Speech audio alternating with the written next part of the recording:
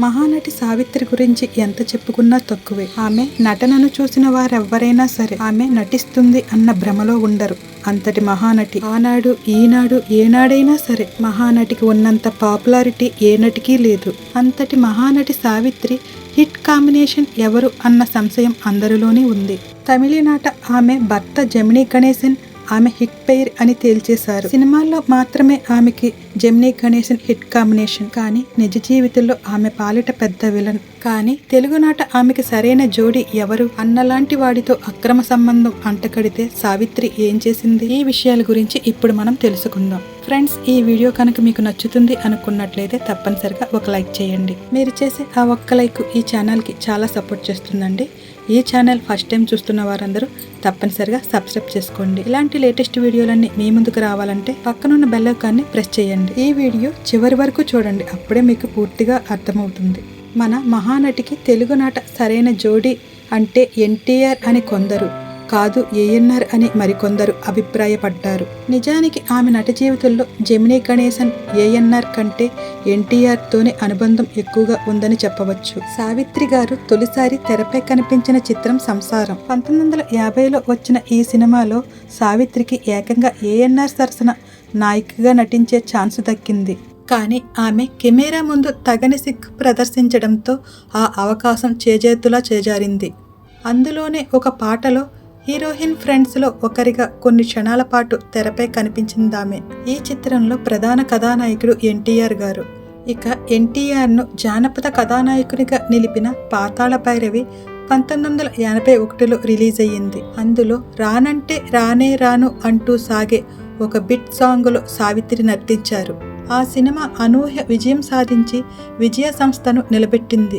ఈ సినిమా తర్వాత ఎన్టీఆర్తో విజయ సంస్థ నిర్మించిన సాంఘిక చిత్రం పెళ్లి చేసి చూడు 1952లో జోగారావుకు జోడీగా నటించారు సావిత్రి. అందులో కొన్ని సన్నివేశాల్లో సావిత్రి కనబరిచిన అభినయం అందరినీ ఆకట్టుకుంది. ఇక సావిత్రి గారి కెరియర్లో తొలిసారి ప్రధాన నాయికగా నటించిన చిత్రం పల్లెటూరు. 1952లో విడుదలైన ఈ చిత్రంలో ఎన్టీఆర్ ఆమెకు జోడీగా నటించారు. ఈ సినిమా మంచి విజయం సాధించింది. ఆపై ప్రియురాలు, శాంతి వంటి సినిమాల్లో నటించిన సావిత్రికి దేవదాసు 1953లో పార్వతి పాత్ర మంచి పేరు సంపాదించి పెట్టింది. అసలు దేవదాసులో ఆమెకు పార్వతి పాత్ర దక్కడానికి పెళ్లి చేసి చూడులో ఆమె పోషించిన పాత్రే కారణమని అందరికీ తెలుసు. కమలాకర కామేశ్వరరావు గారిని దర్శకునిగా పరిచయం చేస్తూ విజయ సంస్థ నిర్మించిన చంద్రహారంలో ఎన్టీఆర్ గారు కథానాయకుడు. అందులో హీరోపై మనసు పడి అతనిని తన సొంతం చేసుకోవాలని కథానాయకుడికి పలు కష్టాలు కల్పించే చంచలుగా నటించారు సావిత్రి గారు. ఆమె కెరియర్లో తొలిసారిగా యాంటీ రోల్ ధరించిన చిత్రమది. ఎన్టీఆర్ ఏఎన్ఆర్ హీరోలుగా రూపొందించిన పరివర్తన సినిమాలో కూడా ఆమె ఎన్టీఆర్ సరసన నటించారు. పరివర్తన సినిమా 1954లో విడుదలయ్యింది. ఇక 1955లో విడుదలైన మిస్సమ్మలో ఎన్టీఆర్కు నాయికగా నటించి స్టార్డమ్ను సొంతం చేసుకున్నారు మన సావిత్రి గారు. అలా ఎన్టీఆర్ చిత్రాలతోనే సావిత్రి ఒక్కో మెట్టు ఎక్కుతూ చివరకు అగ్ర కథానాయక స్థాయికి చేరుకున్నారు. దీన్ని బట్టే అర్థమవుతుంది మన సావిత్రి గారికి హిట్ కాంబినేషన్ ఎవరు అన్నది. ఎన్టీఆర్, సావిత్రి ఇద్దరు అభినయంలో ఇద్దరు ఒకరికి ఒకరు సరైన జోడి. ముఖ్యంగా వారి భారీ విగ్రహాలు కూడా జంటగా నటిస్తే చూడముచ్చటగా ఉంటాయని ఇతర నటీనటులు కూడా అనేవారు. అయితే ఎన్టీఆర్, సావిత్రి నటిస్తే ఆ పాత్రలే కనిపిస్తాయి, కానీ వారిద్దరి జోడీని అభిమానించేవారు సైతం ఆ పాత్రల వావివరుసలు అంతగా పట్టించుకునేవారు కారు. అనేక విజయవంతమైన చిత్రాలలో హీరో, హీరోయిన్స్గా నటించిన ఎన్టీఆర్, సావిత్రి కొన్ని సినిమాలలో అన్నా చెల్లెళ్ళుగా, అక్క తమ్ముడుగా, ఇంకా చెప్పాలంటే వదిన మరిదిగా నటించినా కూడా జనం ఆ సినిమాలకు అఖండ విజయం అందించారు. 1960లలో ఒకవైపు ఎన్టీఆర్కు, మరోవైపు ఏఎన్ఆర్కు విజయవంతమైన హీరోయిన్గా కొనసాగుతున్నారు. ఆ సమయంలోనే 1962లో విడుదలైన రక్త సంబంధం సినిమాలో అన్నా చెల్లులుగా నటించారు ఎన్టీఆర్, సావిత్రి. ఆ చిత్రానికి ముందు వచ్చిన గుండమ్మ కథలో వారిద్దరు భార్యాభర్తలుగా జనాల్ని ఏ విధంగా అలరించారో అన్నది చెప్పుకోనవలసిన అవసరమే లేదు. ఇక ఆ తరువాత వచ్చిన ఆత్మబంధువు సినిమాలో ఎన్టీఆర్ నాయికగా సావిత్రి కనిపించారు. ఈ 3 చిత్రాలు రజతోత్సవం జరుపుకోవటం చాలా విశేషం. అంటే ఎన్టీఆర్ గారు సావిత్రి గారు తెరపై తమ పాత్రలుగా కనిపించారే తప్ప హిట్ కాంబినేషన్ అన్న ఊబిలో ఇరుక్కుపోలేదు. ఇక ఎన్టీఆర్ సొంత చిత్రాలైన ఉమ్మడి కుటుంబం, కోడలు దిద్దిన కాపురం చిత్రాల్లో ఆయనకు వదినగా నటించి అలరించారు సావిత్రి గారు. ఇక ఎన్టీఆర్ సొంత దర్శకత్వంలో 1969లో నటించి నిర్మించిన వరకట్నం అనే సినిమాలో సావిత్రి గారు ఎన్టీఆర్ గారికి అక్క వరుస పాత్రలో మెప్పించారు. అదే ఏడాదిన ఎన్టీఆర్ గారు నటించిన విచిత్ర కుటుంబం సినిమాలో ఆయన భార్యగానే నటించి ఆకట్టుకున్నారామె. 1965లో కేవలం వారం రోజుల గ్యాప్లోనే ఎన్టీఆర్ సావిత్రి జంటగా నటించిన నాది ఆడజన్మే, పాండవ వనవాసము చిత్రాలు విడుదలయ్యాయి.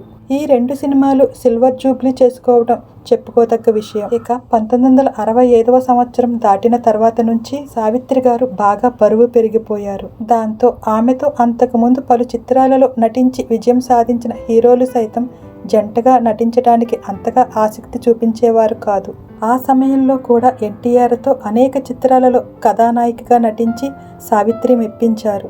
సావిత్రి గారు లావుగా ఉన్నా కూడా ఎన్టీఆర్ గారు ఆమెను మాత్రమే హీరోయిన్గా పెట్టుకోవడానికి ఇష్టపడేవారు. మనిషి లావు అయితే ఏంటండి, మొహం మీద ప్రేమ పెట్టండి, సినిమా విజయం సాధిస్తుంది అనేవారు అప్పట్లో ఎన్టీఆర్ గారు. ఇలా ఆయన ఎక్కువ చనువు తీసుకుని ఆమెతో సినిమాలు తీయడం వల్ల వాళ్ళిద్దరి మధ్య ఏదో ఉందంటూ అప్పట్లో ఒక నిర్మాత పుకారు సృష్టించాడట. ఆ విషయం ఆ నోట ఈ నోట అటు సావిత్రి గారికి ఇటు ఎన్టీఆర్ గారికి తెలిసిపోయింది. దాంతో ఎన్టీఆర్ గారికి చాలా కోపం వచ్చింది. నాకు చెల్లితో సమానురాలైన సావిత్రితో ఎలాంటి నీచమైన బంధం అంటగడతారా అంటూ మండిపడ్డారట. పైగా ఎన్టీఆర్ గారు సావిత్రి గారిని ఎంతో ప్రేమగా సావిత్రమ్మ అంటూ పిలిచేవారట. సావిత్రమ్మ అంటూ పిలిచే నేను అలాంటి తప్పు పని చేస్తానా అంటూ చిరాకు పడ్డారట. ఇక సావిత్రి గారైతే ఆ విషయం తెలియగానే శివాలెత్తిపోయారు. ఈ వార్త ఎక్కడ పుట్టిందా అని తెలుసుకుని సరాసరి ఆ నిర్మాత ఇంటికి వెళ్లి మరి ఉతికి ఆరేశారట. నీకు అక్క చెల్లెళ్ళు లేరా, ఆడదానిపై ఇలాంటి పుకార్లు పుట్టిస్తారా అంటూ లెఫ్ట్ అండ్ రైట్ ఇచ్చారట. ఇలా సావిత్రి గారు నిర్మాతకు చివాట్లు పెట్టిన విషయం ఇండస్ట్రీ మొత్తం తెలిసిపోయింది. అబ్బో సావిత్రి మహా గడుసు పిల్ల అంటూ అప్పటి నుంచి అలాంటి చెత్త వార్తలు రాకుండా జాగ్రత్త పడేవారట. ఇలా ఆమె ఉగ్రరూపం చూపించి సినిమా వారంటే అంత సులువు కాదు అని నిరూపించుకుంది. అయితే అసలు విషయానికి వస్తే ఆమెతో ఒక సినిమా తీసి నష్టపోయిన ఒక నిర్మాత ఈ పని చేశాడట. అన్నలాంటి వాడితో ఇలాంటి అక్రమ సంబంధం అంటగడతావా అంటూ సావిత్రి గారు ఆ నిర్మాతపై చాలా ఫైర్ అయ్యిందట. సినిమా జీవితాలు అంటేనే అంత ఉన్నది కోంతైతే ఎంతో చేసి చెబుతారు. అభిమానిస్తున్నాం అంటూనే అభిమానులు వారంటే కిట్టని వారు వారి జీవితాలలో అల్లకల్లోల పరిస్థితులు సృష్టిస్తారు. ఫ్రెండ్స్, ఈ వీడియో కనుక మీకు నచ్చినట్లయితే తప్పనిసరిగా ఒక లైక్ చేయండి. మీరు చేసే ఆ ఒక్క లైక్ ఈ ఛానల్ని చాలా సపోర్ట్ చేస్తుందండి. ఈ ఛానల్ని ఫస్ట్ టైం చూస్తున్న వారందరూ తప్పనిసరిగా సబ్స్క్రైబ్ చేసుకోండి. ఈ వీడియో మీకు నచ్చినట్లయితే మీకు తెలుసున్న వారికి, మీ ఫ్రెండ్స్కి షేర్ చేయండి. ఈ వీడియో చివరి వరకు చూసిన వారందరికీ ధన్యవాదాలు. Thank you friends.